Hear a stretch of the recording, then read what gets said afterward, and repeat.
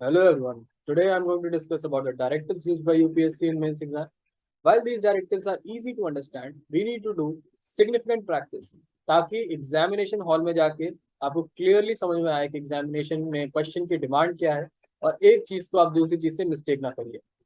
हम किस चीज के बारे में बात करने वाले हैं? Directives given by UPSC in mains paper such as. पहला, डिस्कस। जब भी यूपीएससी के क्वेश्चन में ये बोला जाता है कि you have to discuss a particular thing, वहां आपको क्या करना चाहिए? You have to substantiate with exact examples. और उसमें आप बहुत सारे डायमेंशंस खोल सकते हैं with regards to society, economy, religion. ये एक तरीके से एक शॉर्ट नोट्स होता है where you have to show your understanding on a particular topic by opening multiple dimensions. This is an all encompassing directive. आपको डिबेट करना है पेपर में by going through the details of the issues concerned by examining each one of them। जैसे अगर examination में question पूछा है discuss the Jio physical characteristics of the circum Pacific zone, यहाँ पे आपको क्या करना है? आपको सर्कम पैसिफिक जोन के जियो फिजिकल कैरेक्टरिस्टिक्स को बेसिकली डिटेल करना है, right, with exact examples. And when necessary you have to open relevant dimensions. Second is explain.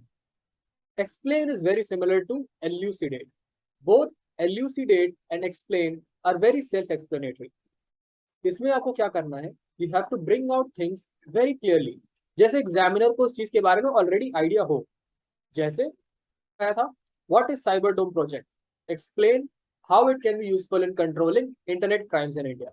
So explain you have to give a clear account as to how and why something happens. Third is comment. Comment में जैसे आप Facebook पे comment करते हैं, Instagram पे comment करते हैं, वहां पे आप अपना ओपिनियन एक्सप्रेस करते हैं। You can comment negatively, positively and conclude accordingly. यहाँ पे कोई बहुत ज्यादा ये जरूरी नहीं है कि जो भी क्वेश्चन पूछा है या क्वेश्चन जिस स्टेट में पूछा है आपको उससे अग्री ही करना है, but your answer should be very with sound arguments and with relevant examples. To play safe, comment according to the mood of the question. ये इंपॉर्टेंट है। Unless it is very explicitly against your opinion, in that case you can go against, but otherwise try to understand the mood of the question and play safe and comment accordingly. A comment is a statement which expresses an opinion or reaction. It is important to pick out the main points, core, and give one's opinion based on the information or the arguments originated from the reading. जैसे example, comment on the revenue implications of the GST introduced in India since July 2017। यहाँ पे आपको ये देखना होगा कि GST was a very important reform, and यहाँ पे even though there are some points from which you cannot agree कि यहाँ पे GST could have improved, right? But the overall, the larger conclusion of this answer should be in favor of GST. Why? Number one is because it is a very well thought initiative by the Indian government. It is a की initiative of the Indian government. और जब भी किसी की initiative की बात होती है तो आप गवर्नमेंट डायरेक्टिव के अगेंस्ट नहीं जाएंगे एग्जाम में। सेकेंडली, जब जीएसटी की बात हो रही है तो जीएसटी को बहुत ही अक्लेम ऑथर्स ने और इंटरनेशनल प्लेटफॉर्म जो कि जीएसटी को बहुत ही अच्छा एक्रेडिटेशन मिला है। So you have to keep those things into account and you have to comment accordingly. Next is examine. Examine में आपको ये मान लेना चाहिए जैसे एग्जामिनर को ऑलरेडी जो इशू है वो पता है, लेकिन वो इशू के अंदर जाना चाहता है।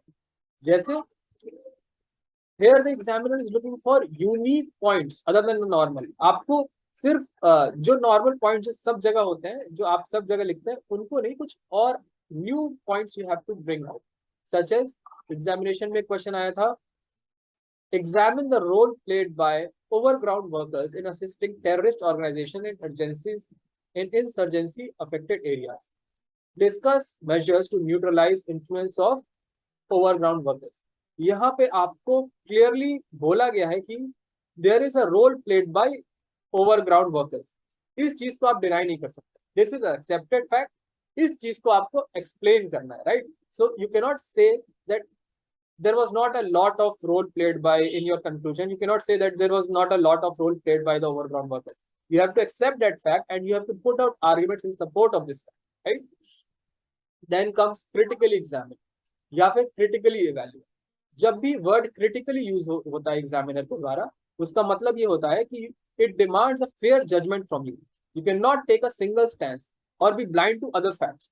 आप एक लाइन ऑफ रीजनिंग से ही नहीं चल सकते हैं, आपको मल्टीपल लाइन ऑफ रीजनिंग से चलना पड़ेगा, which is to show that you have well informed and well thought out process. आप यूनिडायरेक्शनल नहीं सोचते हैं, आप प्रोज एंड कॉन्स को इवेल्युएट करते हैं and then you come out at a reasonable conclusion.